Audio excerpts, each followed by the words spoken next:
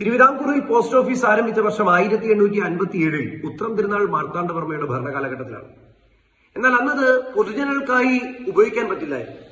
അത് പൊതുജനങ്ങൾക്കായി തുറന്നുകൊടുത്തത് 1861 ആയില്യം തിരുനാളിന്റെ മഹാരാജാവിന്റെ ഭരണകാലഘട്ടത്തിലാണെങ്കിൽ 1961 കേരള തപാൽ സംവിധാനം നിലവിൽ വരുന്നത്. കേരളത്തിൽ ഏറ്റവും കൂടുതൽ പോസ്റ്റ് ഓഫീസുകളുള്ള ജില്ല തൃശൂരും ഏറ്റവും കുറവ് അത് വയനാട്ടിലുമാണ്. തപാൽ സ്റ്റാമ്പിൽ ഇടം നേടിയ ആദ്യ മലയാളി എന്ന് പറയപ്പെടുന്നത് ശ്രീ നാരായണ ഗുരുദേവനാണെങ്കിൽ തപാൽ സ്റ്റാമ്പിൽ ഇടം നേടിയ ആദ്യ വനിത എന്ന് പറയുന്നത് സിസ്റ്റർ അൽഫോൺസാമയുമാണ്. കേരള PSC സംബന്ധിച്ചിടത്തോളം ഉദ്യോഗാർത്ഥികൾക്ക് ഒരു വലിയ സുവർണ അവസരമാണ്. മറ്റൊന്നുമല്ല, എന്താണെന്ന് ചോദിച്ചു കഴിഞ്ഞാൽ ഇതാ company corporation board junior assistant, company corporation board LGS, village field assistant, beverages LD, university assistant തുടങ്ങിയ വിവിധ തസ്തികകളിലേക്കുള്ള നോട്ടിഫിക്കേഷൻസ് ഈ വർഷം തന്നെ വരും. എല്ലാ കൂട്ടുകാരും